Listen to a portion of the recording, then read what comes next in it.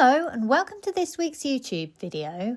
Do you struggle with mixing and correct colour in your oil paintings? Do you struggle with greys and find it difficult to paint convincing objects? In today's video, I'm going to show you how I painted Sydney. This is a particularly difficult painting because I am dealing with the two neutrals of both brown and grey. Both can be very tricky to get right. Let me show you the video and I will speak about what I am doing as I go along.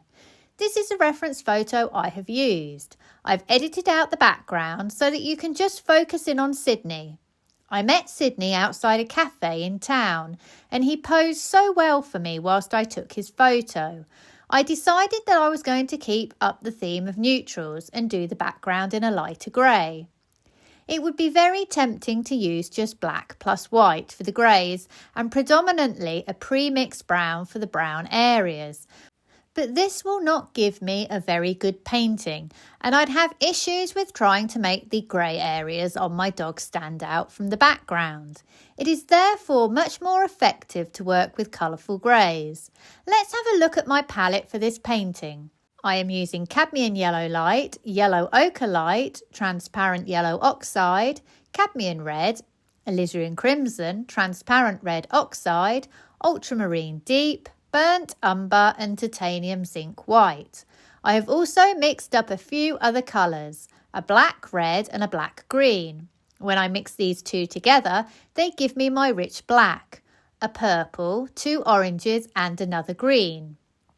You'll notice there is no black on my palette. The absence of black means the greys I mix will be made from mixing complementary colours together and adding white. If you look at my reference photo, you will see that my light source is northern light.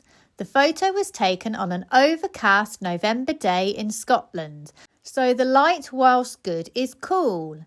This means my shadows will be warm. Remember the rule, warm light equals cool shadows. This is the first issue I would run into if I was using black and white. Both these colours are cool colours. The absence of any warmth in my shadows would result in a flat, chalky painting. If your painting looks chalky, it means you have too many colours together. Let's look at the background first because this was the first area I painted. I used a lot of medium in this background. White paint is very stiff and I wanted to suggest movement with my brush strokes that made it look as though Sydney was enjoying a breeze. My strokes therefore had to be loose and expressive. I couldn't achieve this with stiff white paint. However, that said, I used no medium in this face area above the collar because I needed to be in complete control of my paint. You'll find medium makes your paint super slippy, and where you need detailed control, don't use it. If you want expressive, swishy strokes, then use as much as you feel you can handle without losing control of your painting. I used the medium in this body area too, but less so than in the background. In the background greys, I transition between warm and cool grey colours.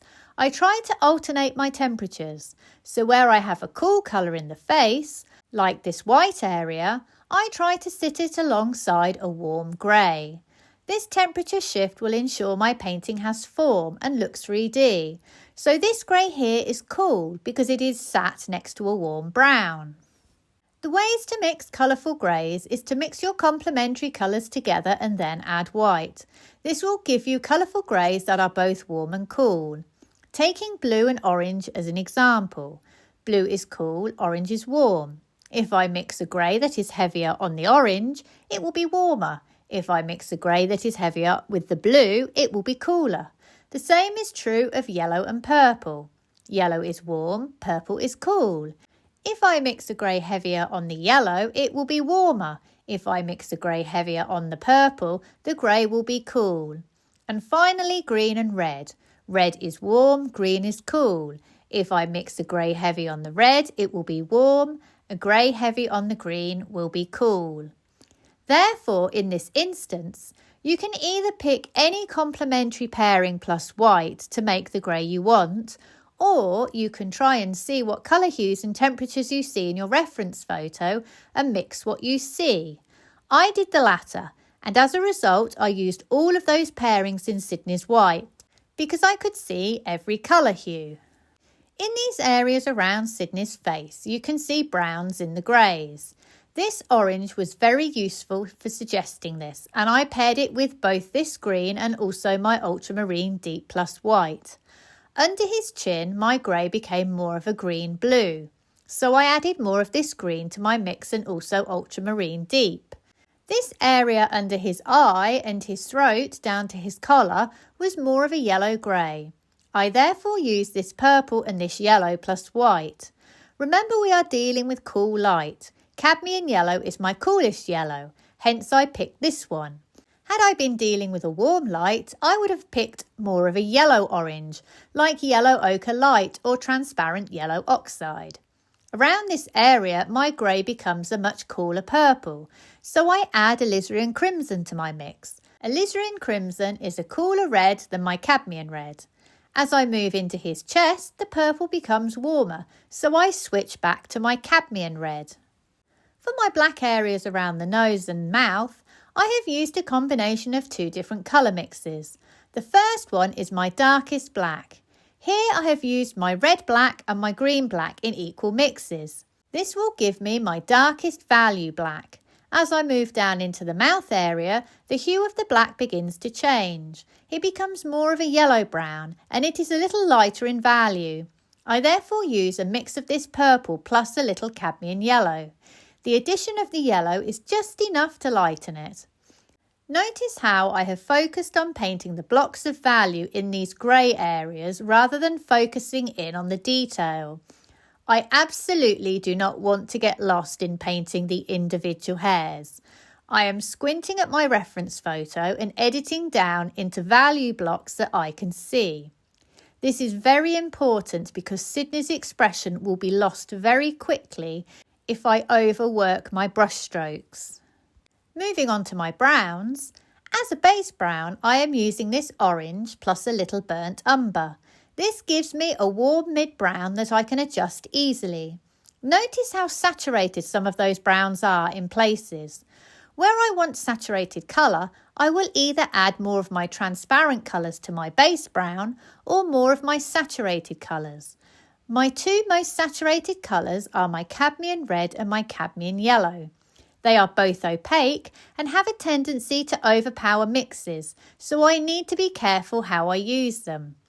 My transparent colours, on the other hand, have excellent tinting strength and they hold their colours well when being mixed with others, but they do not tend to overpower mixes like my cadmium red and yellow.